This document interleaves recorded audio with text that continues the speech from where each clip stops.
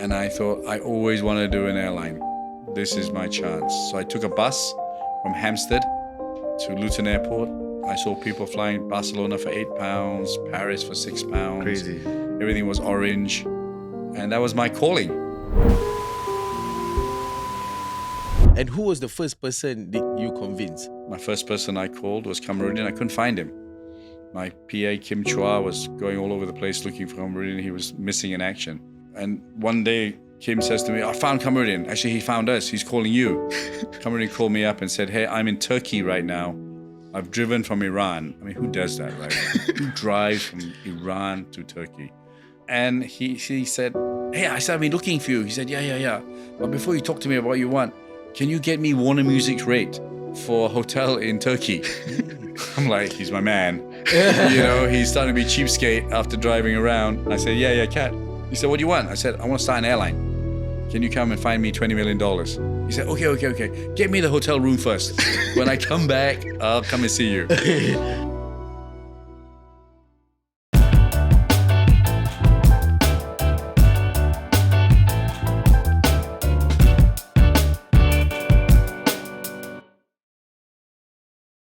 Assalamualaikum warahmatullahi wabarakatuh. Nama saya Ashraf Khalid dan bersama saya Ishraq Kamarudin. Selamat datang ke Apa Cerita, di mana kita mendengar kisah individu-individu yang berjaya dan menarik untuk dijadikan sebagai inspirasi dan teladan. Alright, Wak. Yes, up. So today we are, as you can see, we are not in the studio. Very, very red setup. Yeah, it's a different setup. So we've only went out for a few people. Mm-hmm. The first one was Tun Mahathir. And then we did for Mary Bulan Bintang.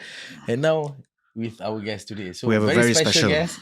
And ever since we started Apa Cerita, we've always wanted to interview. Not just that, all of our audience pun memang selalu minta. Correct. So we're looking at an international global. Correct. Can you say that again? An international global entrepreneur.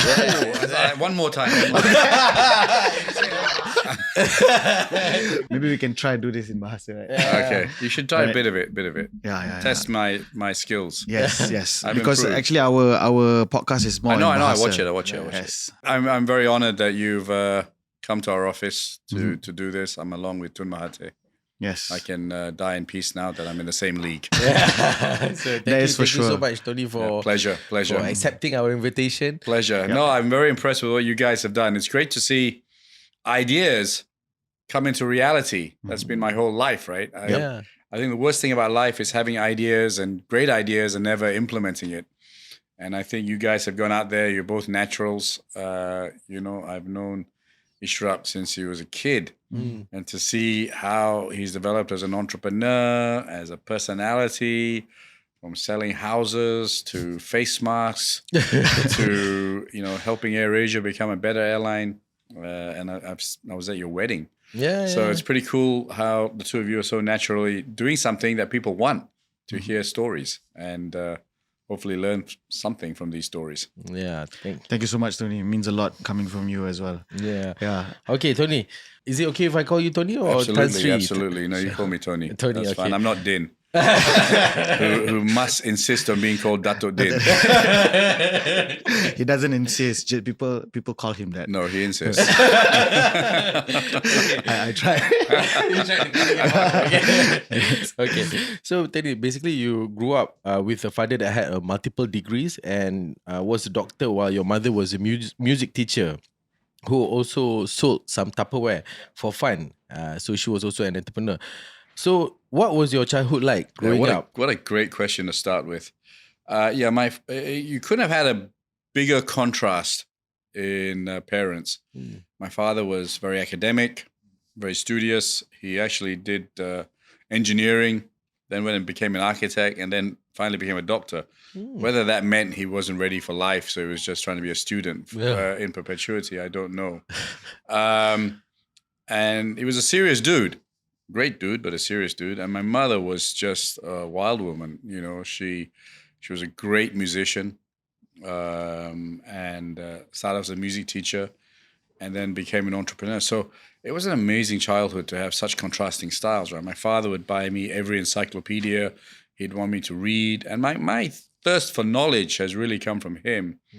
And my mother really taught me on the power of motivation, the power of communication, the power of belief that, you know, a music teacher could go and build a massive business selling Tupperware, that a music teacher could go and motivate thousands of dealers. And until today, women still come up to me and said, you know, your mom was amazing. I was a Tupperware dealer or a Pyrex dealer.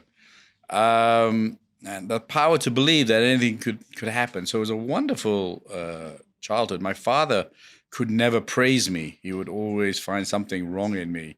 Sounds like my father. While my mother, well, I mean, that sounds like your dad. Right? Yeah. And my mother would, you know, I could be complete idiot, but I was Pele in her eyes, right? So it was a fascinating childhood. Not always easy, but a great childhood. You grew up in the UK, right? Well, I grew up here. I mean, it depends on when you say grew up, but, you know, my formative years were in the UK. I was from 0 to 12, I was in Malaysia, never left Malaysia.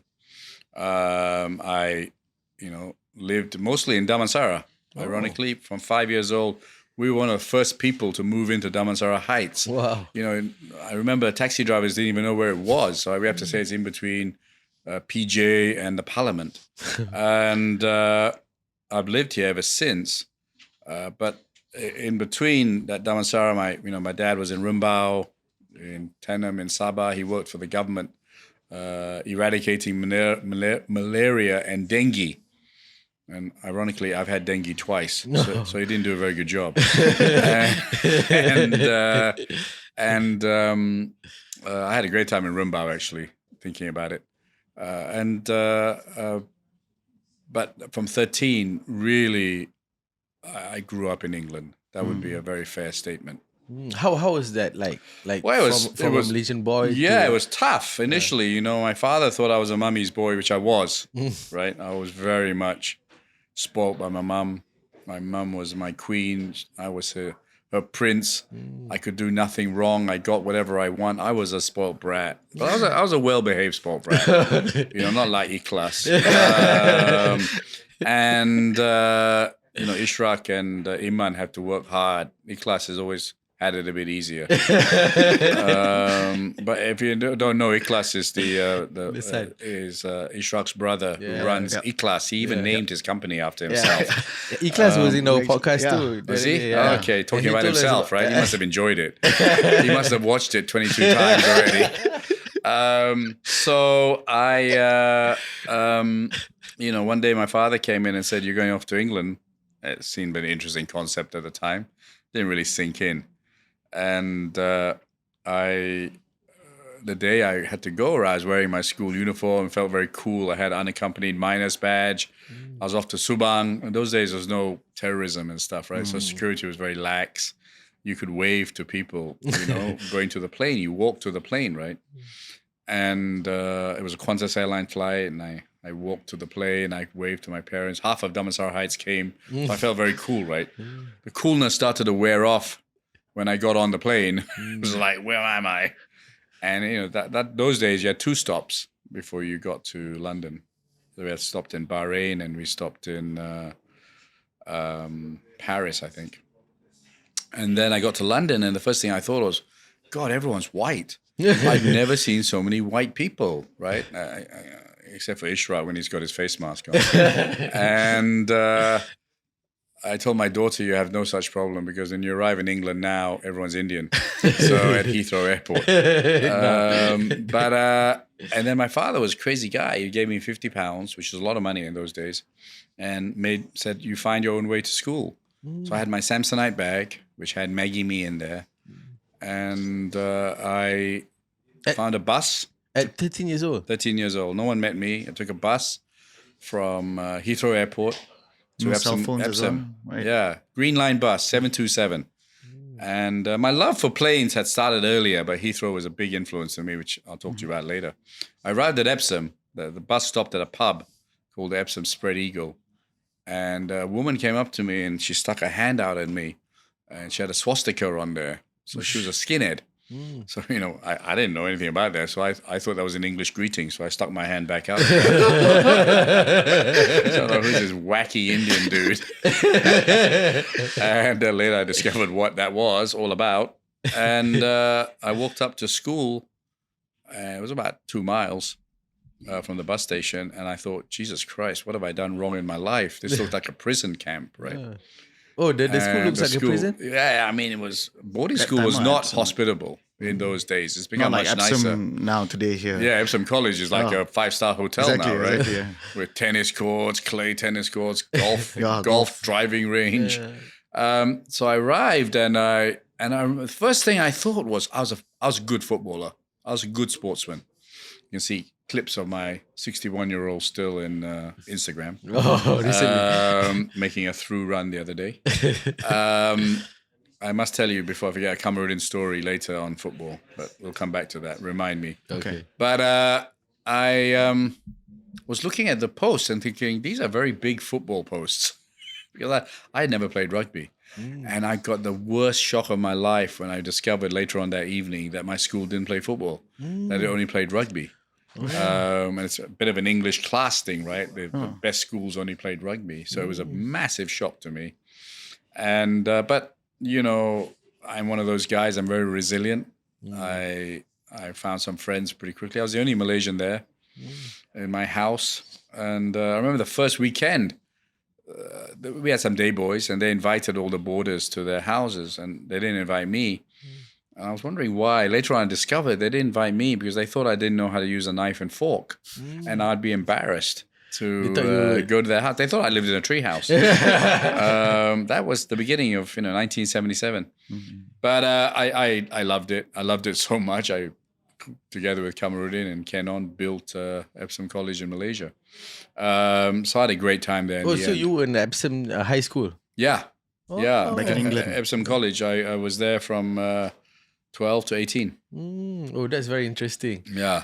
And so, like, you were away from your parents, right? Yeah. For, like, early age. Well, that's it. From 12, I never really grew up with my parents. I'd go back so for hotels. How is your relationship with them? Like, after I was you very grew up? close still. You think How about do you it. communicate, though? Yeah, email letters. And I was so bad at writing. My father was, as you said, very studious. He used to even write the address on, there's those, I don't know if you're young enough to remember, but email letters where the stamp is already there.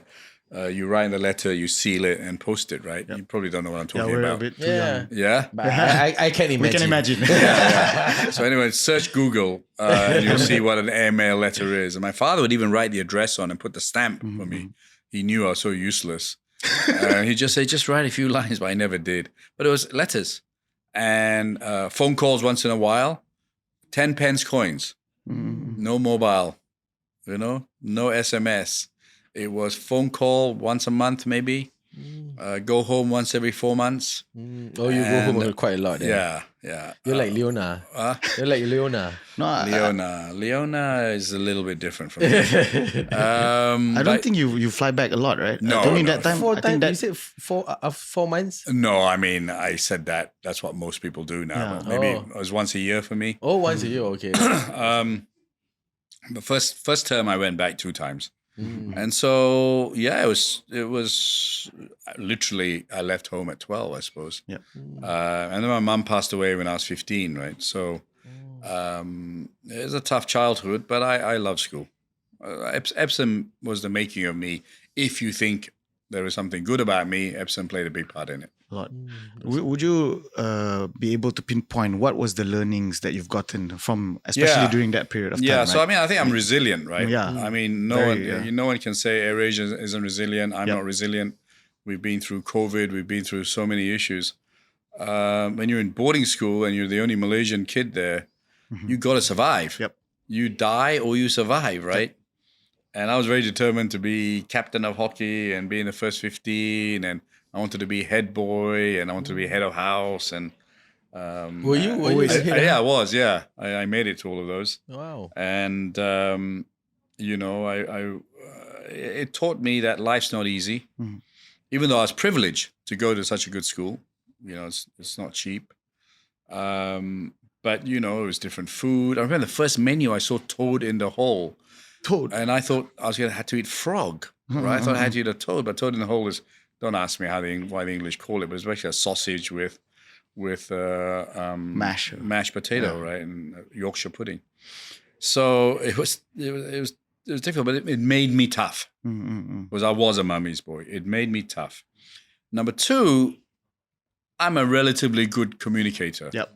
I think Epsom, when you're thrown in the deep end and you are with a bunch of white kids, basically, you either adapt and communicate and be part of the team, or you sink into a little hole, right? Yep. And there are two ways boarding school can go. It can destroy you. Yep. It can really destroy you, or it can make you a much stronger person. I took the opportunity that I've been given this chance. I'm going to make the most of it, and I'll try everything. I never played rugby. I ended up getting into the first 15. They put me in under 14s E team, because I didn't know anything about rugby, right? And I didn't know about tackling or anything, but I was very fast, right? And within 2 weeks, I got moved up to the A team. And that was probably the only time my father said, well done, right? He was very proud of my rugby photo because he was a very good sportsman. Yep. And maybe one other time when I scored my first century in cricket. He was never...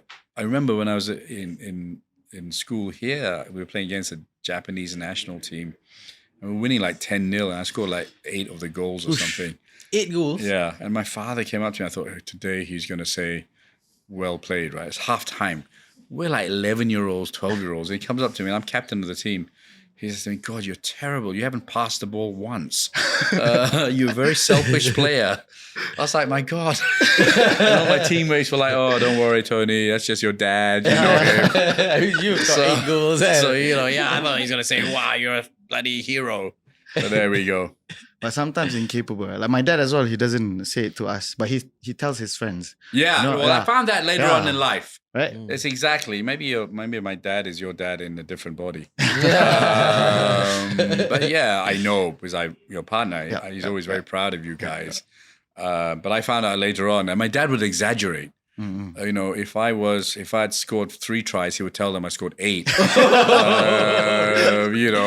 I was at Warner Music, he tripled my salary when he was in the Slinger Club. So, yeah, I mean, he was a fantastic father, as my mum was an amazing mother, as we all think of that of our parents anyway. Yep.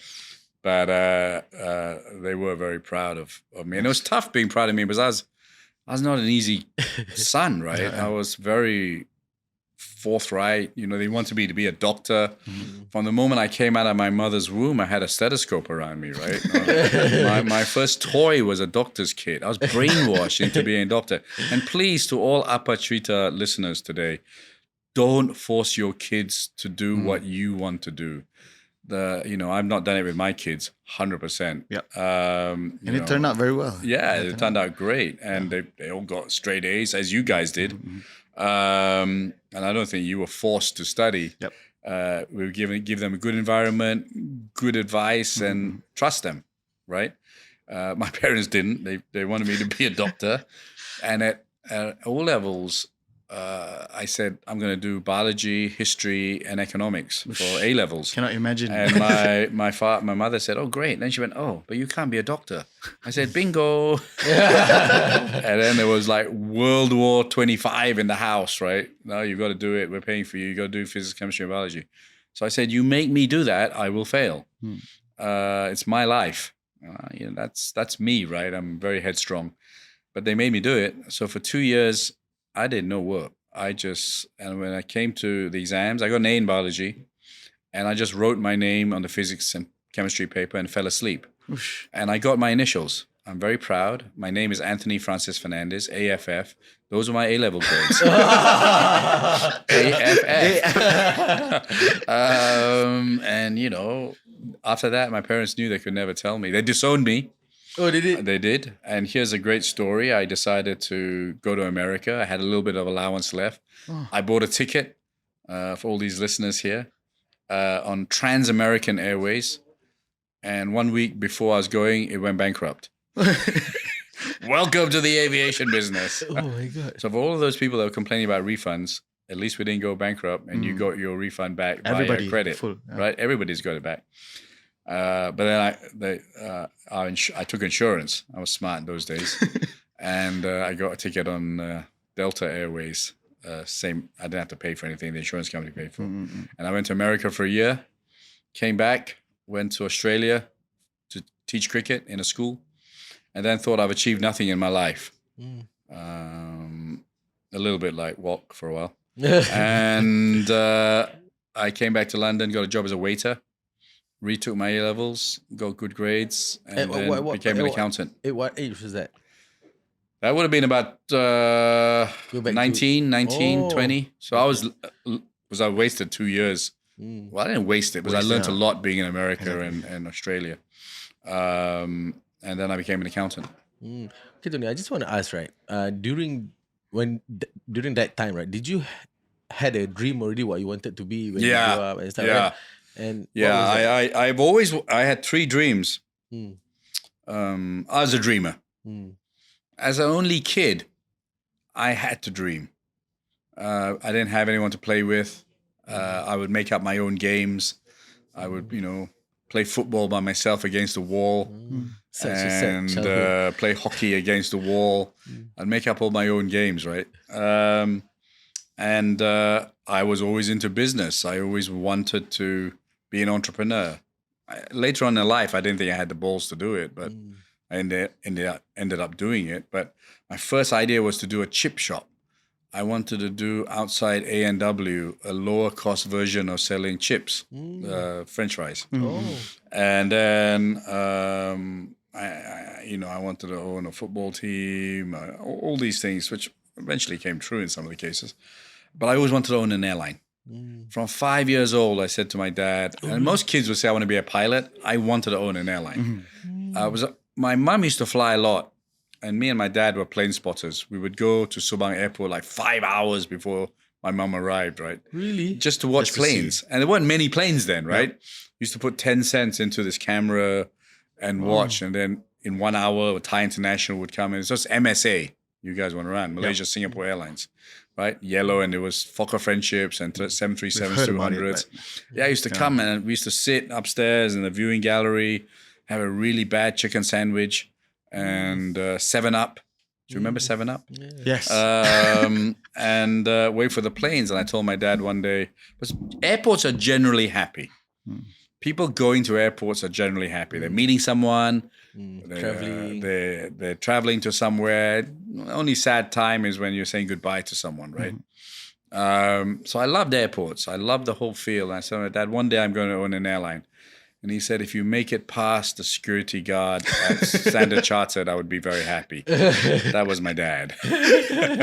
He could have said other things, but that's what he said. Yeah. So that was always in my dream. And at Epsom was near Heathrow Airport. And my best friend also liked planes. So we used to go to Heathrow, Car Park 3, watch planes. And the most vivid memory of low cost was an airline called Laker Airways. Freddie Laker started an airline, and I named the first plane after him. Sir Freddie. Yeah, Sir Freddie Laker started the SkyTrain, $99 and $59 to America. And I used to just stand there and watch in amazement.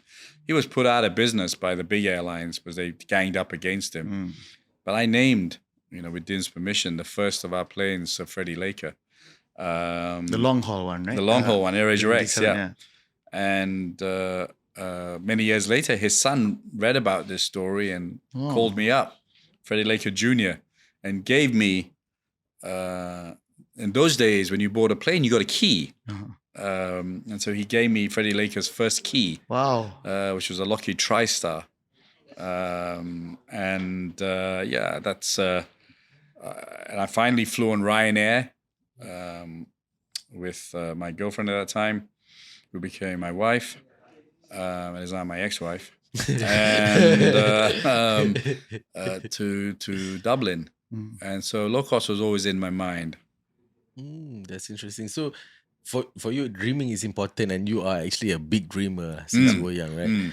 Okay, Tony, after graduating from LSE, you started in finance in Virgin Atlantic.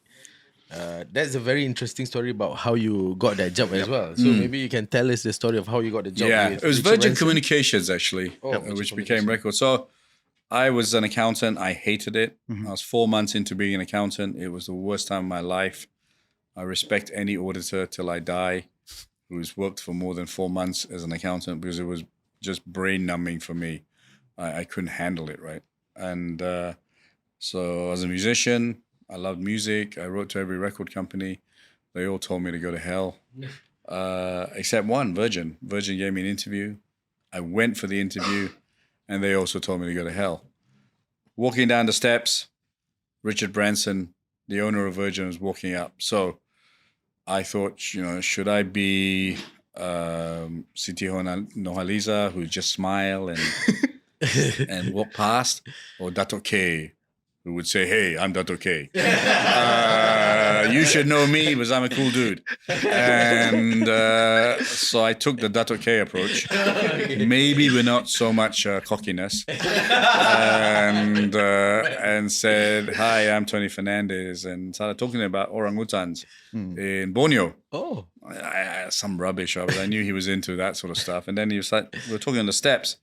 And he said, "Hey, you sound a really interesting guy. Do you want to have a cup of coffee?" I said, "Do you have time for a cup of coffee?" I said, "You're Richard Branson. I mean, even if I don't, I'll make the time." And so we sat and talked about lots of things. And he said, "Why are you here, by the way?" Oh, I said, "I came for a job interview, but you guys rejected me." And he went, "You're something really special about you. Yeah. I'm going to make some calls and I'm going to give you a job." So that's the second lesson in Apa Cerita. Be a little bit like Dr. K. Yep. Not all the way. No, the lesson is grab your chances. Yep. Too many Malaysians procrastinate, think too long, ask their grandmother, ask their grandfather, go back and ask their father, and then never make the decision because those people you're asking don't really know what your dream is. And so grab your chances. Grab your chances. When you get a chance, grab it. Doesn't matter if you fail. If Richard Branson just smiled at me and walked away, that's life. But I would never regret. If I didn't ask him, who knows whether Apa Cerita could be even talking to me now, right? I might be selling cosmetics. So I always say to people, third lesson is never have regrets. Don't be afraid of failure. Try. Because you don't want to sit there at 55 and say, "I wish I said something to Richard Branson." Yep. It's too late. Can't press that rewind button. Yep. Right? In Walt's case, he will see a girl and he will go after her, right? Yeah, how do you know? I use this story. Exactly. He doesn't want to regret 55 and say, "That girl I saw in Pandan Jaya, I should have said hello to her," right? That's why he's collecting girls now. Yeah, you're But collecting them. That's this not, particular story, right? I He's use it. ignored your comment. Always does that. No, I always kept this story of where you went to Sir Richard Branson, Yeah. where whenever you see somebody, or in your sense where you approach a girl, or Yeah. even anything in terms Yeah. of business, or you want to approach somebody to ask something, right? I always use the same story to remind, "Hey, just do it." Yeah. So it's a really, really good. You've got nothing to story. lose, right? Exactly. Nothing to exactly. lose. Thank you so much. Tan Sri, what do you think you learned from Richard Branson? Oh, wow. Key things you learned. Lots. One is humility. Mm. I mean, but you can't teach humility, but the power of being humble. Every day I walk, people say, "Oh, you're a really simple guy." I mean, they expect me to have 6 bodyguards or, I don't know what they expect, to be honest, or 10 assistants around me. I dressed up today for you. I put a jacket, which I shouldn't have because you guys look terrible. But I will read for you. You haven't even shaved. And, what can't shave? But I'm a simple guy. I love people. I don't care whether you're a billionaire or you're the poorest guy on the earth or you're the simplest guy. We're all humans and everyone deserves respect. And I love meeting people. And I will always spend time in meeting people. So that was one. Number two was he's a dreamer as well. He went out and started an airline. I thought he was mad to do that. And that's why I left Virgin. He's taken people to the moon. Virgin He Galactic. did Virgin Cola. And, Virgin Fitness. Yeah, There's so many. and he always wanted to have fun. Office was fun, right? And that's the culture I've created here. It's fun working in AirAsia. We laugh a lot. We, Not everything I've learned is from him, but those are the elements, the question. And then the power of branding. You know, how you could put Virgin on everything. Yep. Not everything was successful, but he was able to put it on cola, on brides, on an airline, on records. And finally, he was Blue Ocean. So he signed the Sex Pistols when no one wanted to sign the Sex Pistols. He did Tubular Bells. You know, he signed a cross-dresser in Boy George Culture Club. So I did that in my music business. I did Dangdut. No one believed in Dangdut. I signed RAP. And that's how I met Wok's father, Cameroonian, right? It was like, wow, these guys play in major. They make great music. They have great bridges. Raihan, I'd never heard of anything. My first Malaysian artist was Ella, right? She came out in the concert in Pasir Gudang. A lot of Mat rockers there. I was a white boy coming back from England, and she came out and said, "Are you enjoy?" I said, that's not quite good English, actually. She should be saying, "Are you enjoying yourself?" And then everyone went, "Yeah!" I went, "Okay, are you enjoy works? Don't change your winning formula." And then I met Roslan Aziz and Sheila Majid, and I was like, wow, this is very different music, right? So I was a Blue Ocean guy. I bought RAP. It was a disaster, but I got Cameroonian in the process. I didn't get many albums from Roslan. And I did Dangdut. It's a great story, you know. I didn't know Dangdut from Adam. There was a girl sitting outside my office for 12 hours. And I'm the nice guy. I said, "Why are you here?" She said, "I really want to see you, and I'm not going to leave till I see you." I said, "Sure." I said, "What?" She said, "I want you to listen to my music." And I put it on. I was like, wow, what is this? And she said, "It's Dangdut." And I said, "What is Dangdut? It's fantastic." And I said, "Your voice is amazing. I'm going to sign you." And everyone looked at me like, "What are you signing?" Nasi Abu Qasim thought I was mad, signing Dangdut. We had Sheila Majid and Dangdut. And she was Emelina. Right? Emelina. I signed Emelina after she sat outside my office for 12 hours, and I became the Dangdut king, right? I had Shida, I had Masi Dayu. Wow, you had Masi Dayu. Yeah, I went to Bandung. That's how AirAsia flew to Bandung. I knew Bandung because I used to record music with Cici Faramida, Romai Rama, Iwan. And then I did Raihan. Yeah, Raihan. I mean, you know, I'm a non-Muslim, and I signed Raihan, right? Which was the biggest ever artist in Malaysian history. So I've always been Blue Ocean, right? Yep. I'm not interested in going to Shanghai. I go to Shantou. I go to Bandung. Yep. You know, I go to Phuket. We go to Kazakhstan. Yeah. Who flies to Kazakhstan? AirAsia. Right. Who's flying to Uzbekistan? We're going to Lahore now. We want to make the world a smaller place without sounding like Miss World. But, you know, Blue Ocean. I've always been a bit Blue Ocean. Tony, I want to go back a little bit back where you became the general manager for Warner's at 26 years old. Yeah. And also then you were the youngest managing director, right? Can you tell us a little bit more about that experience and how... Yeah, the music industry Yeah, story. exactly. Come on. Yeah, well, you know, these are great questions, by the way. Credit to you for asking these questions. I've done so many interviews and no one's really asked me these kind of questions. They're great questions. Thank you.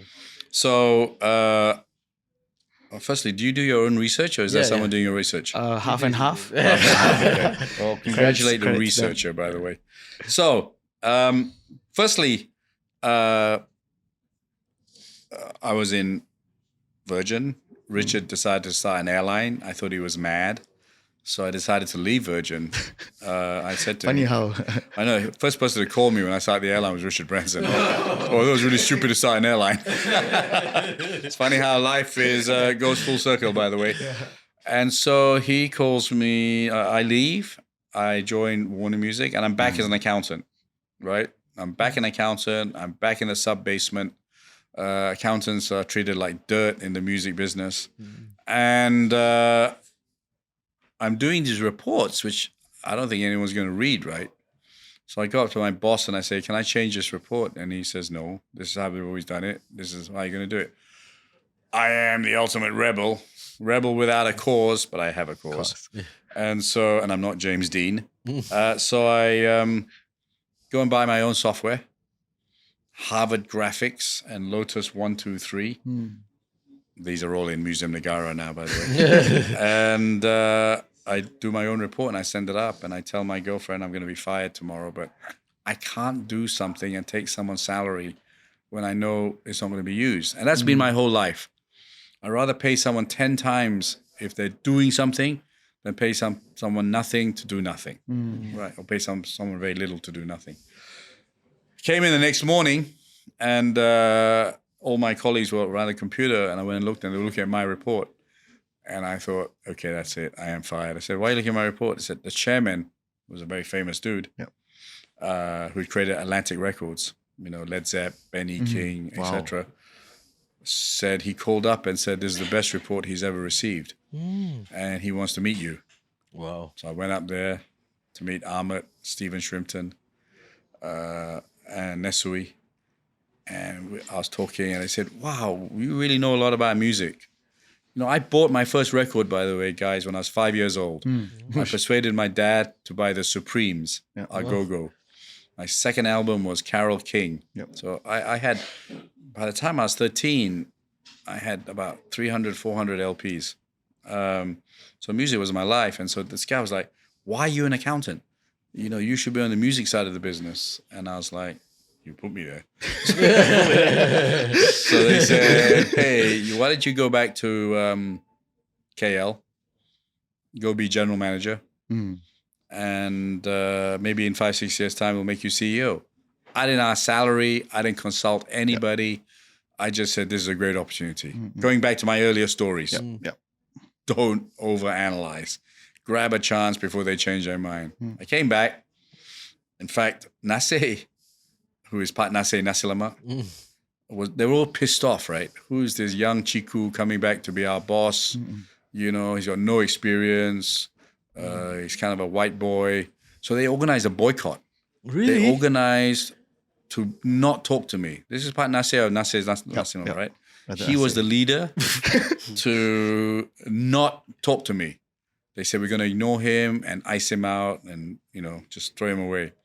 After 10 minutes, they told me later, they said, they came back and said, oh, he's a really nice guy, actually. The boycott fizzled, true Malaysian style. We're not radical at all. So the CEO was an Austrian guy who was a very nice guy, but was really on holiday. He was just taking his salary, doing whatever he could, and just having a good time, right? And so he let me do whatever I wanted to. So I signed up RAP. I went in, you know, built the Malay catalog. I did, and then the Americans came down, and they never came to Malaysia, but I was kind of that blue-eyed boy, right? That, we found someone, we put him in Malaysia, and the profits were going up very quickly. Wow. In 6 months, I doubled the profits of the company. So they came down, they did a presentation, the CEO was there, and then in true American style, they said, you're not doing the job, Gunter, Tony is. And he says, yeah, Gunter said, yeah, he's done a great job coming in here, etc. He said, yeah, correct. He should be CEO, you're fired. That was it. And I mean, I was like, wow. I mean, he was a nice guy to me. I mean, I was thrilled I was going to be CEO. but you know, it was like Like wow. in front of you. Yeah. So I was 27, I think. It's American style. And I became CEO. And then I grew up the ranks. You know, I did Dangdut, Raihan. I signed RAP. I created underground industry music. Oh, you created I AM. started it, yeah. I renamed, it was called MAPV, Malaysian Association of Phonographic and Videographic Companies. And I said, this is a stupid name. We have CDs now, right? So I changed it to Recording Industry of Malaysia, RIM. Oh, And that's you also. I created AIM Awards. And first AIM winner was Ning Baizura, which created her career, and so on and so forth. So yeah, I had a great time, and then I became in charge of ASEAN and Hong Kong and all these other things. Just now, Tony, you mentioned a few times about RAP, and I think there's some interesting story as well about RAP. Maybe you can Yeah. share. So I mean, you know, there's a lot of interesting stories about RAP. You can do it. That's also when you met Dato' Yeah, but right? before we jump yeah. there, right, I wanted to understand, like, you are like overachiever from one position to another position, and then in the end, vice president of ASEAN. is there any, apart from Blue Ocean strategy, just doing what you believe in? That's what I believe, where you said the financial stuff, if you don't believe in something, don't do it, right? What other aspects that you think contributed? Yeah, I mean, look, I've always been a good people manager. No one can do anything themselves, right? Right. Too many leaders think it's all about themselves. It's not. I mean, I get all the praise, but I also get all the negatives. But AirAsia is an incredible company because we have incredible people. True. Warner Music was an incredible company because we had incredible people. So my style in business is get good people. So I just had a meeting with Catherine, who you're going to interview. Yep. She came in with like 72,000 pages of charts. And I said, I'm not interested. I said, let's talk about strategy. Let's talk about the people. I said, I only want to look at your organization. So I want to talk about strategy. I want to know whether your people can execute the strategy. That's it. The rest is easy, right? Yep. So I said, what is Santan? Santan has to be value-based. It has to be an innovator, which it is. Pistachio latte, all the great food has come up. It has to be the voice of ASEAN so that ASEAN food companies have a big company to promote the amazing food here. Yep. Why do we have Pringles on our plane? We have so many better snacks. Why can't Kropop be made like Pringles? True. Yeah. Why do we have matsale flavors, salt and vinegar? When we have the best flavors, why don't we have sambal crisps, right? So Kropop leko. yeah, correct. Look at all the great snacks we have. Look at all the great drinks we have. We have some pretty bad ones as well. I'm not sure about that Bandung one.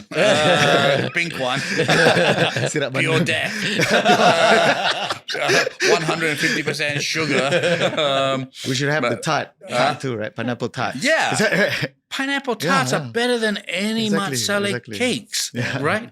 That's the only reason I come to your house is to take the pineapple tarts. So people is critical. Yes. Having a strategy is critical. So, Good advice. When I came into the music business, BMG was dominating, right? Aziz Bakar had all the same type of music, just different hair lengths. Search, Wing, UK's, all the same 3 chords, right? But they were selling millions of copies, right? And Aziz was ruthless, right? I was a man of principle. When the government said you had to cut hair, he cut Amy's hair on TV, right? Left-handed. I said, you don't cut your hair. Ramli Sarip, I said, don't cut your hair, right? We lost all our airplay, but I stood up for our principle. Aziz was ruthless. He just cut Amy's hair on national TV, The right? government asked to cut. Yeah. Whoosh. The Minister of Information said, if you have long hair, we will not play your music on the radio. Whoosh. And Crazy. Warner Music said none of the artists should cut their hair. Right? This is one lesson I learned from you as well. Don't say no for. Don't take no for an answer. Yeah, Because and principle, our artists Ramli Sarip and left-handed Monkey Dal will Hatan. All of my artists had long hair. Yeah. But anyway, going back to RAP, going back to the business part. So strategy, people. And cash management. Bottom line is you have to have cash. Understand. Right? So P&Ls accountants can make P&Ls however they want to look at. Bottom line is how much cash do you have? So, I mean, there's a lot more to it, but those are the principles I've generally stuck on. And RAP was, I was listening to all this music and Aziz Bakar, and going back to strategy, right? Yeah. I thought, I can't compete with Aziz. I can't make another UK's band, right? Because he had that market wrapped up. And EMI had taken Ella from us. And so I was looking for new types of music. And I had, Jamal Abdullah, who's a great singer. I signed Acclaim. I signed singers. You had like everyone. Yeah, I really signed singers, and I signed singer-songwriters, right? So Acclaim And wrote these are all their all own legends songs. now. Yeah. And I had good producers, Fauzi Mazuki, all were with me, right? And then one day I put on this cassette, and I was like, wow, what is this? And it was Zainal Abidin, right? Hijau. Hijau. And they said it was a distributor product, but this guy's a real problem guy. It's hard to deal with. I said, I want to see him. And then became a long journey of meeting Roslan Aziz. And I hit it off with Roslan. I first met Roslan, right? And then all his merry men, right? Bodeng, Wang, Maggie. They were all like, socialites and fashionistas of Malaysia. And then I met Din. And I was like, this is weird. Because he is anything but a fashionista. Okay? He was normal. He was kind of a nice dude. He talked sense as opposed to all of those RAP guys. So I was like, in my normal direct style, well, I finished Roslan and I said, I was seduced. I said, this is the greatest music. And to this day, and I met Roslan recently after a long time in Cameron's house. I didn't recognize him because he had aged, right? And finally, when I realized who it was, he said something which only Roslan would say. And I said, are you Roslan Aziz? No, you know what I did? This is a really true story. Yeah. I text Kamarudin, who was right next to me. I said, who's the idiot opposite me? I said, he's really irritating me. And Din was like, which idiot? I said, the guy right opposite me. He said, it's Roslan. But I didn't click, right? But Roslan said something. Then that Roslan on the text and what he said, I realized was Roslan Aziz, which I posted on Instagram later. Yeah. So I was seduced by Roslan. And then I went to Club Darul Ehsan, where Sheila Majid was doing karaoke, and everyone was like, "Oh, Sheila, you're the greatest. We love you. You're amazing. Everything she did was great." And it was kind of a Sheila groupie group, right, singing karaoke in KDE. And then this guy walks in, she's Cameroonian, who looks like, he should be the absent-minded professor. Got glasses, fat. Really uncool, wearing Pakistani slippers, and we struck up a great relationship. And the best thing about Roslan Aziz was not Sheila and Zainal, but meeting Din. And without that meeting in Club Darul Ehsan, you wouldn't be talking to me, and we wouldn't be having AirAsia. And life is amazing, right? I mean, look, I love life. For anyone who's depressed out there, don't. Life is great. Yep. And every day you should wake up positive. I've been through so much stress, and Din has been even more than me, right? Because he's got me plus all the other stress, right? And but hey, as long as we're alive, we can always make the next day better. Yeah. I'm not saying not every day is like, oh wow, wonderful Disneyland. There's some pretty bad days, right? Yeah. And I've been through some pretty bad days in COVID and all these other things. But hey, I'm alive. I can fight it back. Yeah. And so life is great. Life is great. I mean, I have no idea what to expect being interviewed by you two. And to be honest, I wasn't really looking forward to it. But I have so much more, but I'm enjoying it, right? You're asking me great questions. I'm seeing two young guys who are very passionate about what they do. It's fun. So every day there's something good about life. So get out there and be positive.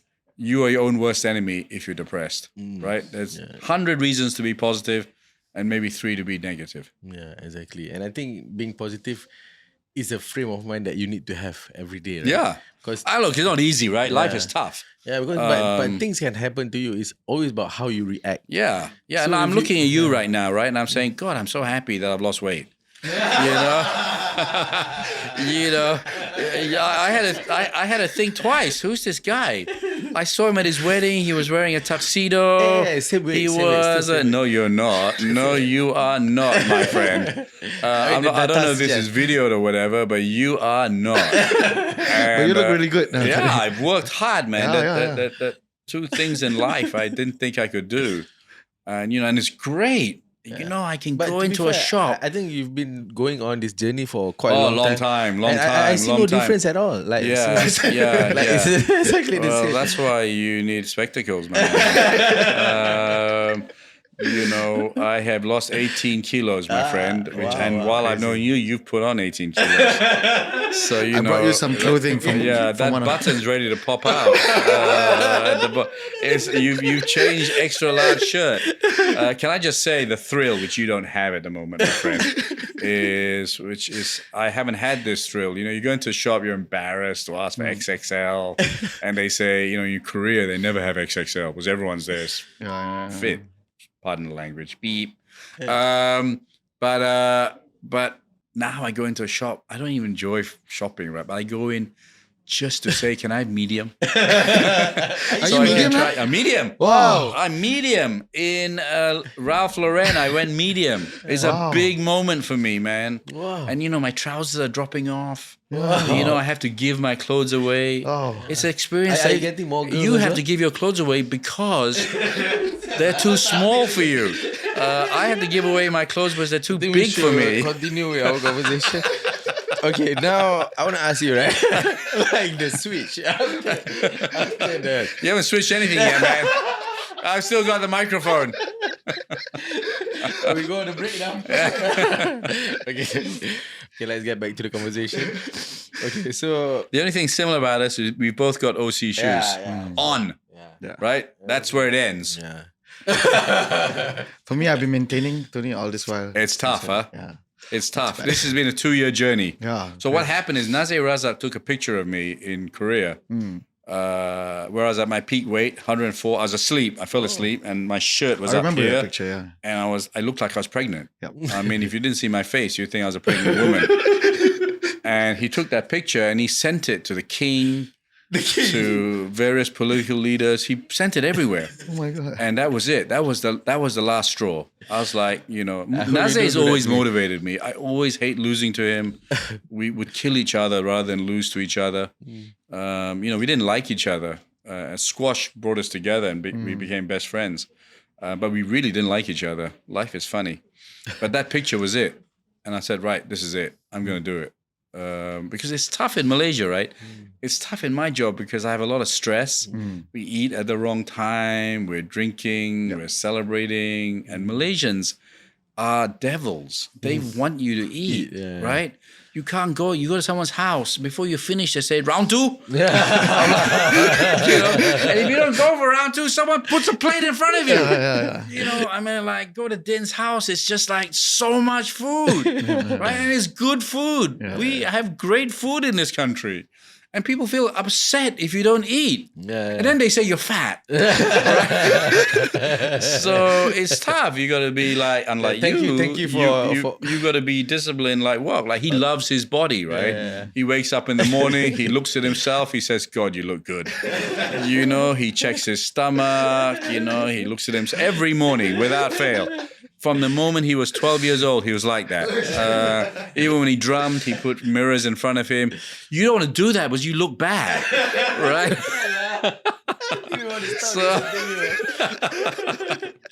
It's about you now. Yeah. So it's been tough. No. I'm trying to. This is about motivation as well, right? Okay. I'm trying to humiliate you so that you look after yourself better after tomorrow. This is the turning point for Dato K Junior, because right now you're Dato K FAT.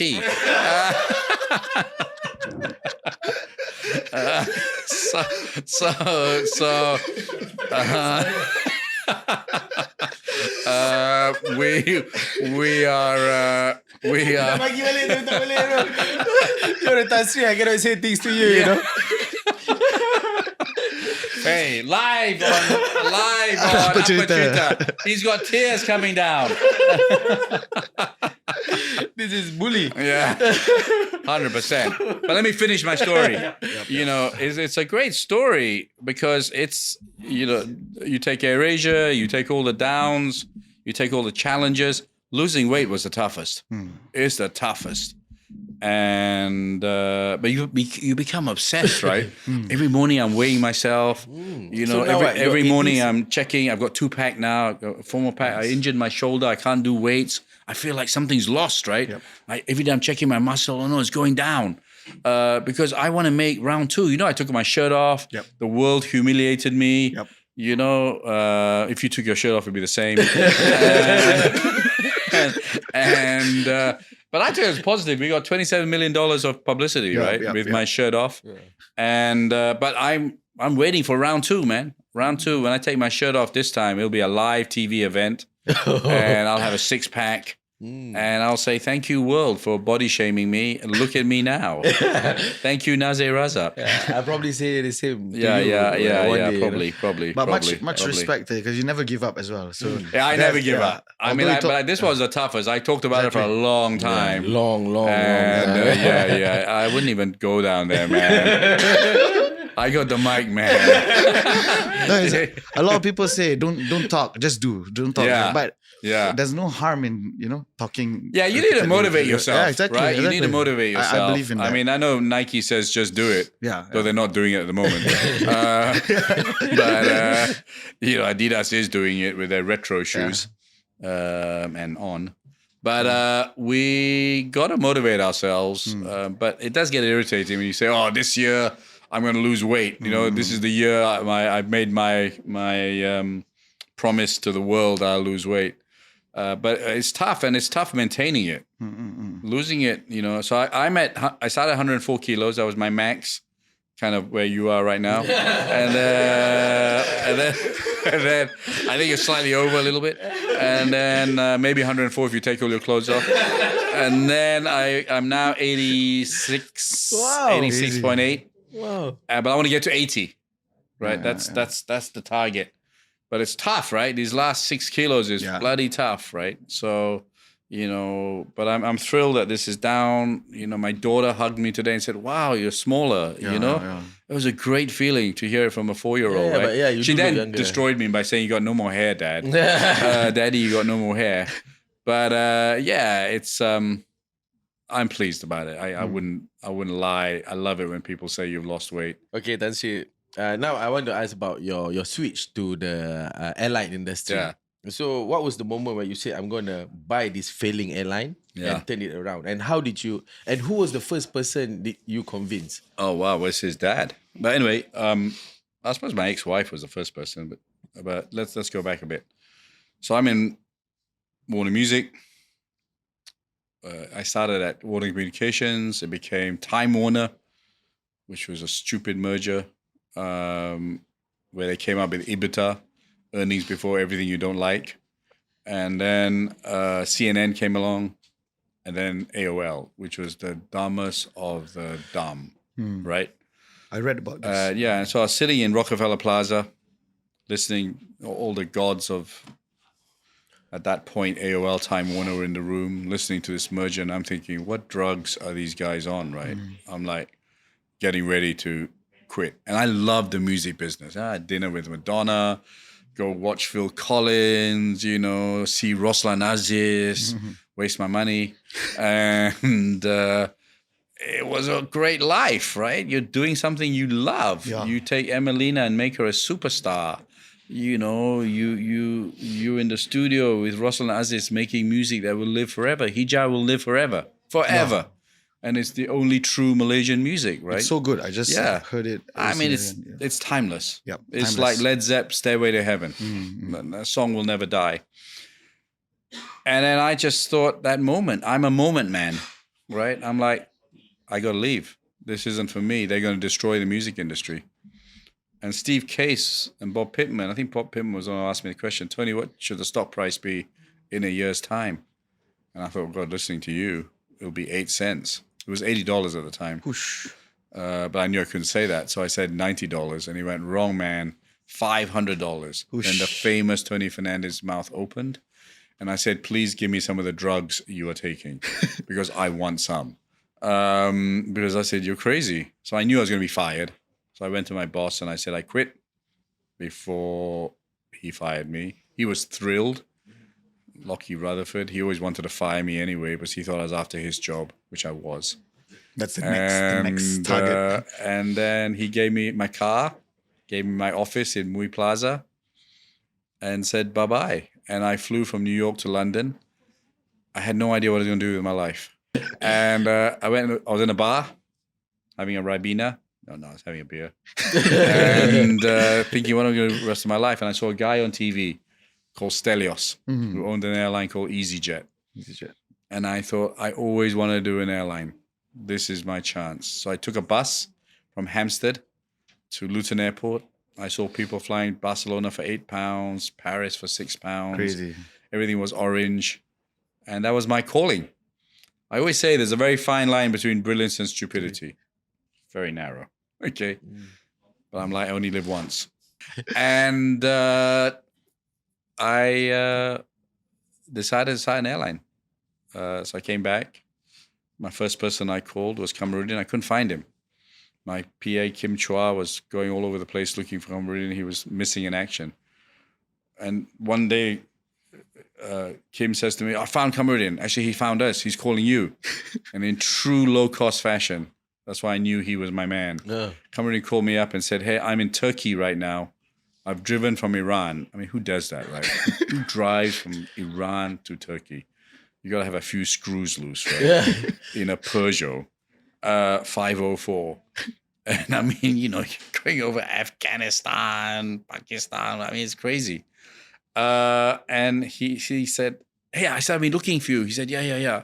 But before you talk to me about what you want, can you get me Warner Music's rate for a hotel in Turkey?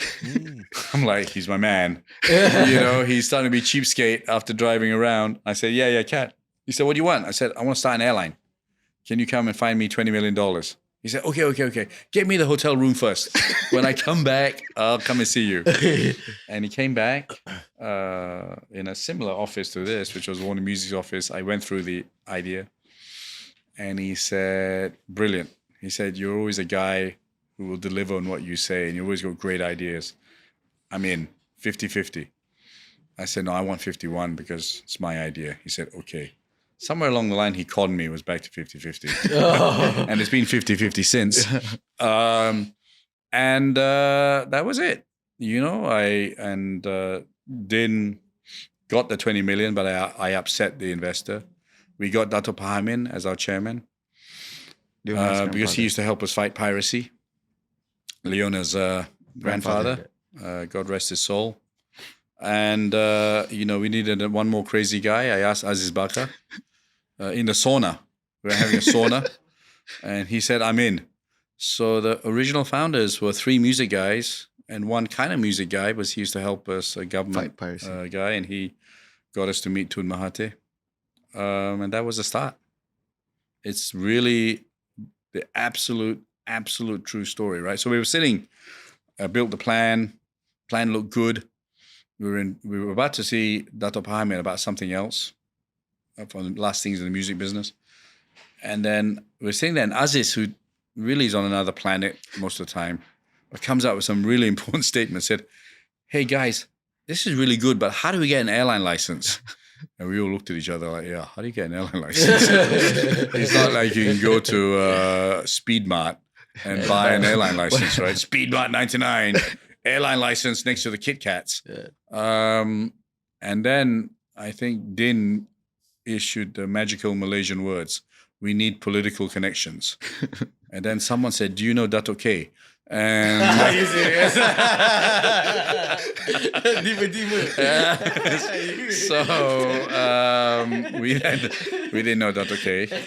Someone looking into the future of how Dato K could have helped us. And then I said, what about Dato Pahamin? And I said, are you mad? He'll throw us out of the office. You know, he's a lunatic. I said, you got nothing to lose. Went and saw Dato Pahamin, told him the idea. He said, look, you guys are honest, great guys. I'm retiring. I'll be your chairman. And then we said, what's the first thing you want me to do? I said, can you fix up a meeting with Tun Mahathir? He looked at me and said, Mahathir doesn't like me. I said, give it your best shot. Mahathir doesn't like Tony or doesn't like Pahamin? Mahathir didn't even know who Tony was. Yeah. Didn't like Dato Pahamin. Because he was in favor of demonstrations during the Anwar time. And so anyway, we got to see Tun, and the rest is history, kind of say.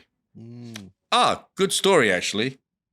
Another story. So I'm so scared to see Tun Mahathir. I mean, he's a scary guy, right? Let's be real. We interviewed him. Yeah, I'm sure you. Really scary. I'm sure you were, right? I mean, he doesn't smile much. He's one-liners. You know, can cut through your heart in 1 second, right? So, but I never met anyone so powerful, right? Our meeting was at 10. I turned up at Putrajaya at 6. In the morning? Yeah, and the door was still locked, right? The security door. I had to sit on the steps waiting for the policeman to open the door. I came in and, someone knew Aziz Bakar and said, "What are you doing there?" He said, "We came here to start an airline." Of course, he laughed, but we were used to that by then. And then someone else came in and was talking to Pahamin, I think, and he said, "Oh, bad day to see Tun Mahathir. He's going to be in a very bad mood." And we said, "Why?" He said, "Oh, he's seeing opposition first about Anwar Ibrahim's back operation in Germany." So we thought, "Oh well, this is going to be the shortest meeting." And then you wouldn't believe it. There was another bunch of serious dudes in black suits. And I said to Pahamin, "Who are those guys?" He said, "You won't believe it, Tony. After opposition, Malaysian airline system is going to see Tun Mahathir for an 8 billion restructuring." So we thought, no chance we're going to get the airline. But I was positive. I said, "Hey, we got this far. Give it a shot." So we walked in there. And the Prime Minister's office, for those who haven't been in it, you can land a 747 in it. It's so big. So it took Tun Mahathir a while to get to the door. He opened the door and he said, "I'm sick. Make it fast." And we're like, "Great. Okay, he's sick. He doesn't know who the hell we are." But he knows Pahamin. He knew Pahamin. That's probably why he was sick. And then we got MAS just before us. We got opposition double before us. But I saved the day. I brought my last recording from Warner Music. Siti Nurhaliza and SM Salim with the KL Philharmonic Orchestra, the Petronas one. And I brought it out. I said, "Tun, here's a present." A little bit of a smile because it was his favorite orchestra, right? That time they just started. I had done the album with Nasir Siti singing with SM Salim, who was a legend. In fact, SM Salim got his Tantriship after that meeting. After that, he became Tantri SM Salim. And that broke the ice. So Siti had some shares in it. Absolutely. No shares. I didn't give her any shares. She has some credit. Some credit. This was before Dato K, so more credit probably. Otherwise, Dato K would have asked me for some shares. So we gave the CD, and it broke the ice a little bit. I did my presentation. It didn't say very much. I said something about I'm going to destroy Singapore. Small little smile there. And then he ended it and he said, "This is brilliant." Oh. And he said, "You guys are going to succeed because you're not from the airline business. I love your passion." And then he said, but I've had too many failed airlines. You got to go and buy an airline. And so we walked out of our room. Kamarudin wasn't there. He was on holiday. Normal din. In Australia. And my CFO resigned. He resigned outside the Prime Minister's office. He said, "You got no money. How can you buy an airline?" Right after the meeting? Yeah, SKHR. He resigned straight after the meeting. And I'm like, "What do you mean? We got to see Tun Mahathir. Someone's on our side." I said, "There must be an airline for sale."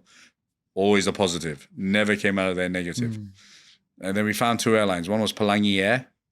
You had to be God or pretty close to God to turn around that airline. The balance sheet didn't even balance. And I said those accounts should be in Museum Negara. And they were Aziz Bakar's friend, another no-no. And then there was Highcom that owned AirAsia. So I was playing golf. I mean, I wasn't really playing golf because I didn't really know what to do. I was in Glen Murray and I saw the corporate comm director. And it's an amazing story, right? This is like a Disney fairy tale story. And I went up to corporate comm and said, "Hey, you got this airline called AirAsia." He said, "Yeah, do you want it? You can have it tomorrow. We hate it." And the story was consistent. So he got us to meet Dato Tik, who was a really good guy. And he said, "Yep, you can have the airline tomorrow." And he said, "How much do you want to pay for it?" My mouth. I said, "1 ringgit." He went, "Yep, you can have it tomorrow." I said, "Damn, I should have said pay me to take this airline away." And then, we signed the deal on September the 9th. 2001, me and Din and Aziz. And DRB were great because they said 3 months for you to do due diligence. And I remember that day. And me and Din were remortgaging our house because that's all the money we had. We had less money than Apa Cerita. And I remember that day I went to watch Malaysia play Laos. and Malaysia was losing to Laos. I'm like, what's going on? And I was getting SMSs. America has been attacked. Twin Towers are down. It didn't seem real, right? And then I got home and you see what happened. We signed the deal, the day after, on the day of 9/11. Well, the day after. It was September the 8th, I think. 12th September. I think. Oh, yeah. Right? Yeah. Because my birthday was 9/11. 9/11. Yeah, 9/11. 2 days after. We signed on the 9th. So anyway, Din called me up and said, are we going ahead with this airline? Because oil was spiking up. And so I said, no, we got to do it, man. People start to fly to Penang. So we do it. And then December the 8th, 2001, we took over AirAsia. For RM1. For RM1. 224 terrified staff who had only seen me and Aziz on Anugerah Industry Music. And we were now the owners of their airline. You'd gone from Highcom to three dudes. I mean, they hadn't seen Aziz Bakar, because that would have really scared them when he turned up. So 3 guys from the music business. A guy who sells RAP, who sells Wings, UK, and Search. Another guy who sells Sheila Majid. And the third guy who sells Raihan. Now own their airline.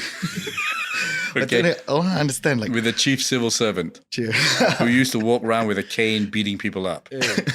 I want to understand, like, what was the thought process during that time, right? Like, everything was all like against the odds. Yeah. Right. But what did you guys see that none of people outside, as an entrepreneur as well? Who doesn't want to fly cheap? Yeah. Everybody. Yeah. One number stood in my head which made me do this. Only 6% of Malaysians flew. Yeah. Right? Understand? So I was like, I got a 94% market. Go into a business where you got a big Blue market. ocean. Yeah, Again, blue ocean. Back to... I didn't think about all the problems and all that. I just said, if I can make this work, it will work. Yeah. Because people want to fly. Who doesn't want to fly? They were talking about a boat, a ferry service. Tun Musa was talking about a ferry service from KK to KL. 2.5 days. That's great. You right? Yeah. So I said, if I can make the fare 400 ringgit, we'll bust the market open. The rest is history. I was scared about one thing. I was never scared about failing. I was scared about the 240 people losing their jobs because of me. I was always a people person, and that scared the hell out of me. And of course, at that time, the business wasn't doing well, right? Obviously. Yeah, no, it wasn't. I mean, what did you do to actually transform the whole well, business? we made it a low cost. We made it cheap. We cut the cost. We had a plan. We cut the cost, right? You executed the plan. We executed the plan to the T. To the T. I mean, even down to the fact that, we cut food out, right? Yeah. And then we said we're going to sell food. The day before, one of the crew said to me, hey, I thought we were going to sell food. I said, oh yeah, I forgot. So we all drove to Carrefour and bought Coca-Cola, sandwiches, everything. We came back and then they said, what price do we sell it at? I said, you all Tupperware people, sell it whatever price you want, right? And that was the start of AirAsia Food. That was the start of Santan, right? It was humble beginnings, really humble beginnings. And I knew nothing about the airline business, but I learned fast. Yeah. And I had during the start also, you had to go down to see the flights. But I did that anyway. I don't think you can be an effective leader unless you know everything. So I learned to change wheels. I learned how to fly a plane. I don't fly. I mean, in the simulator, I cleaned the planes. I did everything, right? Because I don't think you can be an effective leader otherwise. We want to also touch base a little bit about some of the other things that you have done. For example, you own a football club. You did F1 and all the dream. All the boys' dream. You had hotels, Tune Talk, and then you have insurance and basically everything, right? So, what was the drive behind all this?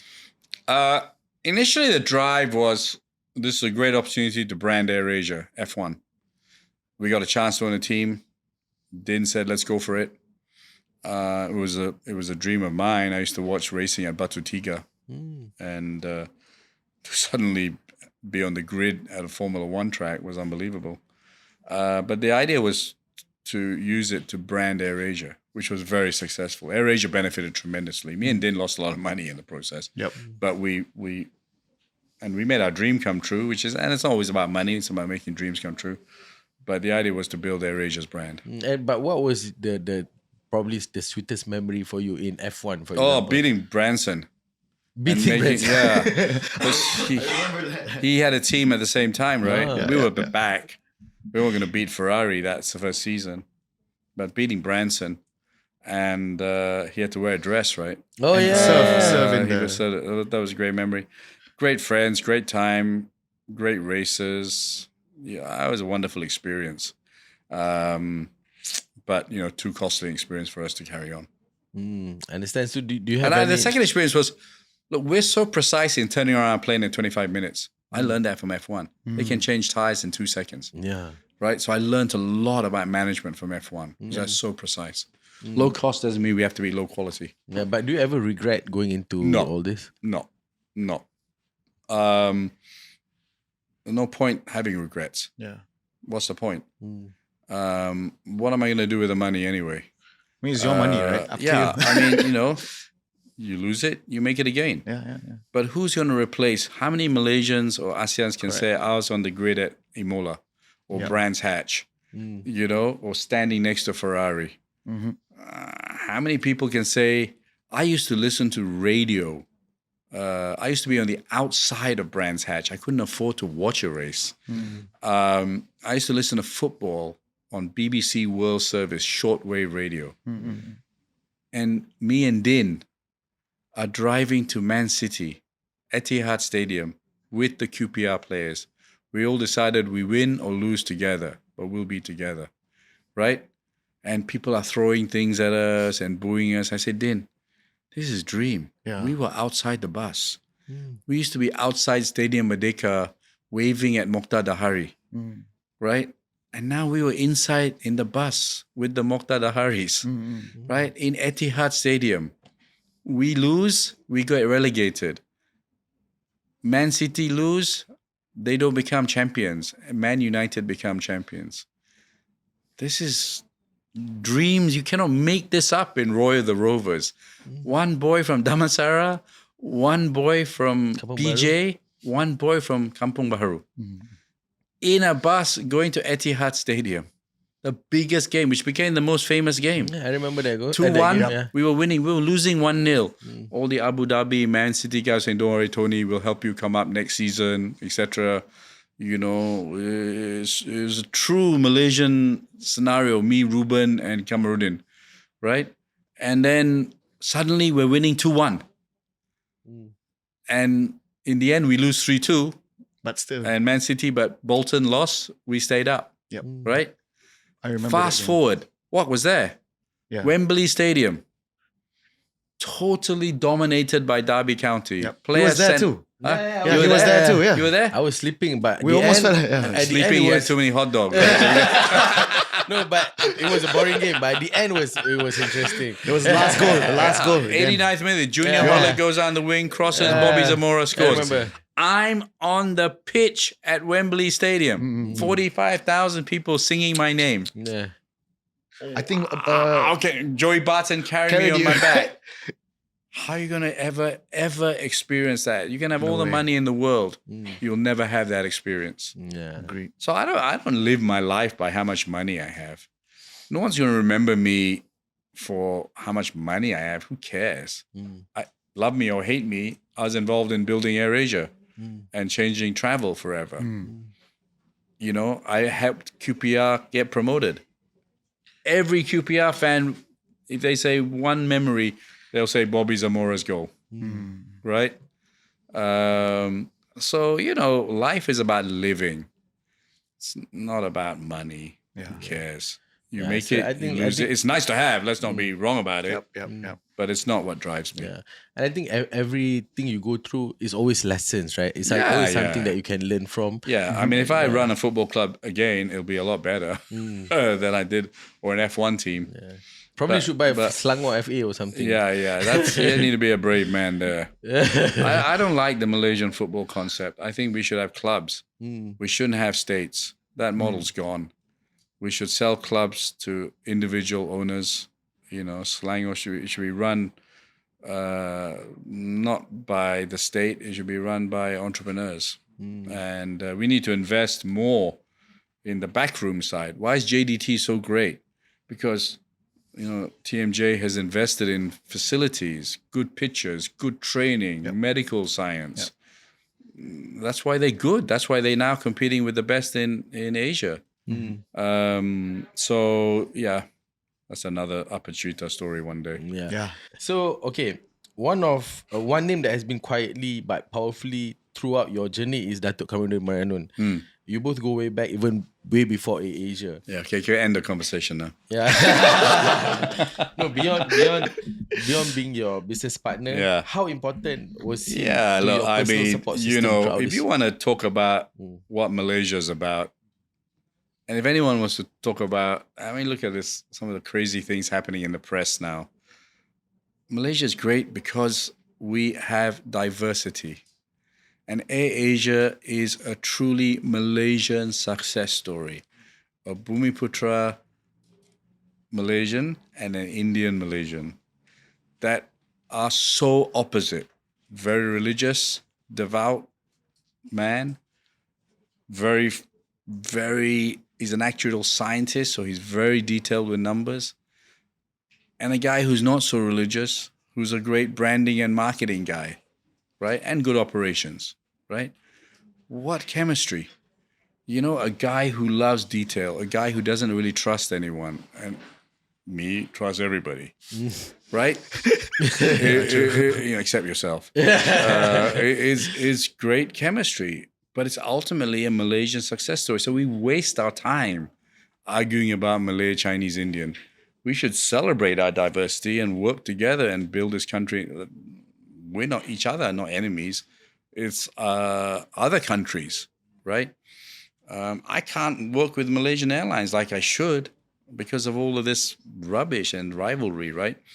So Din and me, one, before I talk about other things, is a success story for Malaysia. That different cultures, different upbringings, you know, different brains can work together to create something that no one can say is not good for Malaysia. He's a mentor in many ways. He's taught me a lot of things. He's a friend. You really know your friends when things are bad. Things are great, everyone can be a friend, right? When things are bad and you need a real friend, he's someone you can count on. He's smart. He looks at things in different ways. And he's a brother. He's a brother I never had. I mean, that's the honest truth. And we've been through so much together. I mean, he's irritating sometimes. You know, he goes on. He's procrastinating. He's long-winded. He's highly emotional. You right? already said good things about him. Why do you have to take it back? No, because we have to balance this. But ultimately, he's my brother. Yeah. He's my go-to guy, right?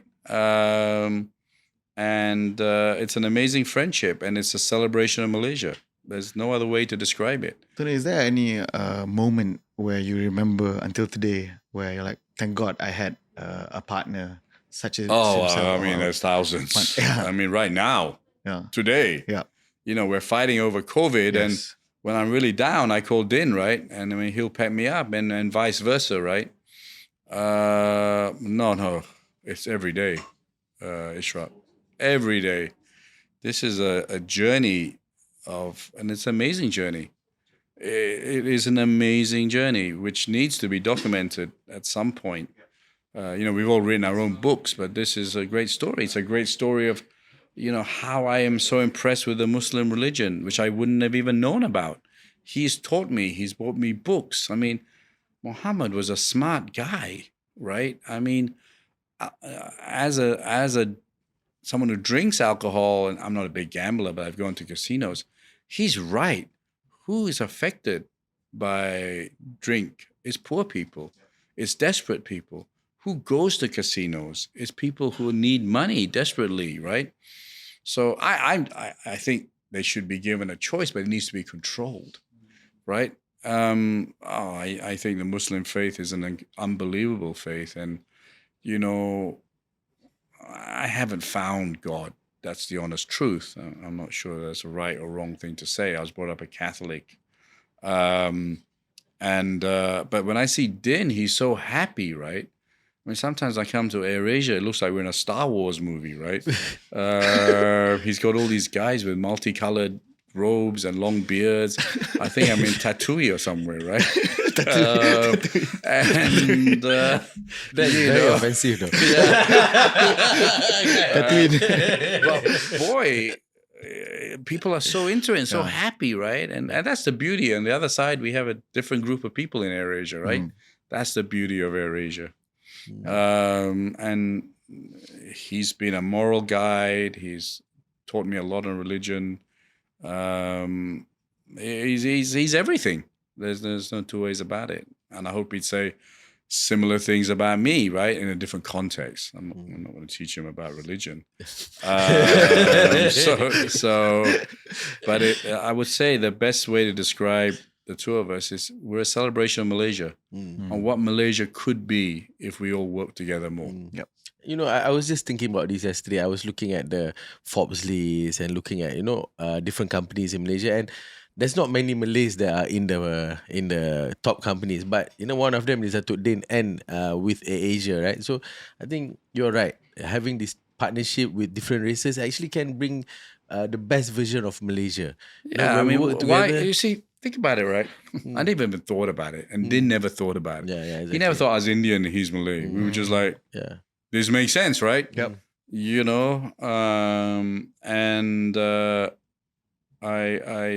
So we never thought of race anyway. We just were Malaysians. We wanted to build something, right? But we waste our time on race. I mean, you don't have to force races to work together, but we shouldn't spend our time attacking each other, right?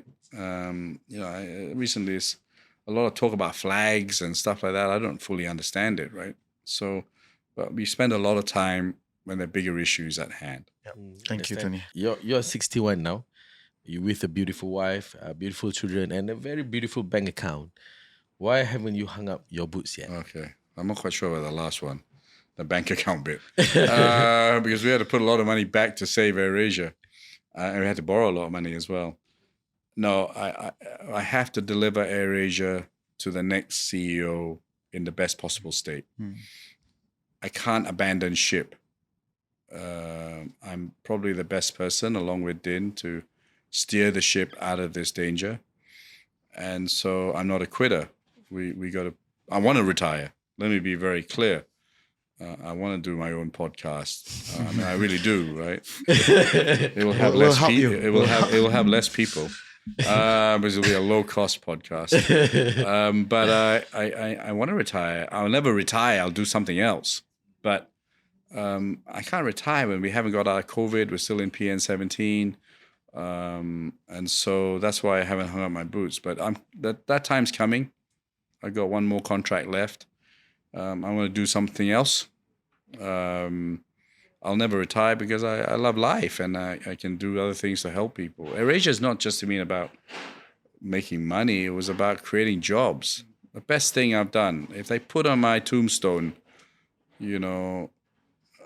Tony was happiest that he created 21,000 direct jobs and millions of indirect jobs. That'd be how I'd like to be remembered. That Tony was involved in, you talk about this working together. We were the first airline to have female pilots, right? Why cut out 50% of the population? So, I'd be proud to be remembered for giving people a chance to live their dreams, whether it was Coogan, whether it was Catherine, to go out there and be the best, right? Whether it was Riyadh, who was successful in many other companies, but I think is most proud about working with AirAsia and can't leave us. Yep. Still with us. He's a drama guy, resigned, but still around, right? Because he loves it. Right? We're all drama people in AirAsia, by the way, right? Because passionate. Yeah. That's another way of saying drama, but yeah, it's okay. It's a nicer way. Led by Din. He's the ultimate drama queen. So I'm not far behind, to be fair. So yeah, I haven't retired because I haven't finished the job. But leaders need to go. Too many Asian leaders stay too long and become senior, mentor, advisors, whatever. Retire, go on to something else, right? But don't overstay. Okay, Last last one. question. What would be your advice to everyone watching out there on how to be the best version of yourself? That's up to you. You know what the best version of yourself is. Number one, I'll take that back. Listen to others to ensure you are the best version. I'm learning every day. Now, I've learned some things from you guys today, right? One, how not to lose control of my food. You have to. That's the final comment. Two is listen and learn. Don't think you know everything. And then the final one is, it's up to you. You want to be the best version of yourself, go out to be. So I was overweight. I was unhealthy. I was going to die earlier. It's up to me, right? Everyone can advise me, do this, do that, have cider, have this, do whatever. It's up to me to go and do it. So if you want to be the best version of yourself, get off your ass and go and do it. And in between, listen to a lot of good advice, because there's a lot of great advice there to be a better self. But ultimately, it's up to you, right? And you know what the best version of yourself is. You know. And most people don't, because they chicken out, or they make excuses, or they blame this, they blame that. There is no one to blame but yourself if you're not the best version of yourself. You have one life. Go out there and make the most of this life. Do not say, I could have done it, because you had the chance. Go out and do it. If you fail, you fail. Who cares? Go and be the best version of yourself. Go and live the most of your life. Wake up every morning and say, this is going to be the best day of my life, because it might be the last day of your life. And I'm going to make the most of it, right? And that's the best advice I can give. It's up to you to make the best version of yourself. It's in you. You know it. Turn yourself from a raw diamond into a diamond. And have fun. Always have fun. There's no point in having the best version of yourself if you don't enjoy life, right? I will always say about Ishraq, I don't know you as well, but you both obviously have the same chemistry. He's always laughing. I've never seen him cry. I'm sure he has, when he's looked at himself once in a while. Crying happiness. I've never seen him say a bad thing about anyone. And that is another piece that I've learned from people like Ishraq. Why run people down? Focus on yourself. He's never said anything bad about anyone in his entire life that I've known him. He's always talked good about people. And so you have a good feeling. You don't have any ill feeling. He will live longer by not being angry with people, right? And taking care of my weight. Yeah. I mean, I think the one major positive of this lesson is hopefully the man on the right will do something about his obeseness. And in years to come, he'll say, thank you, Uncle Tony, for making me a thinner man. Yeah, thank you. Thank you Thank you very much. I hope it was fun. It was fun for me. Yeah, not so fun for me, but no. It's all about learning, isn't it? I'm kidding. I had a lot of fun talking to you. I think your story has been inspiring. Thank you so much for spending your time with us. I know you're so busy. I know you have so much things pleasure. to do. Thank you for coming here. Thank you for putting up with my many schedule changes. I did abuse my friendship. In if you're a bigger, not so friendly, I probably wouldn't have done it, to be fair. So the friends helped, but I did abuse the friendship. It's okay. But it's been great. Thank you to your team. you. And hopefully it was fun for you guys as well. Yeah, definitely. very much. It's a dream come true for me to just talk to you. So thank you so I'll much. finish off with my motto, dare to dream. It's okay to dream. Yeah. Never take no for an answer, and believe the unbelievable. Signing off. See you on AirAsia. Thank you so much. Thank you so much, Uncle All right. Tony. Pleasure. Thank you so much, All right, Take thank you so care. much to everyone for watching, and we'll catch you guys again next week. Yes. See you guys. Assalamualaikum warahmatullahi wabarakatuh. All right.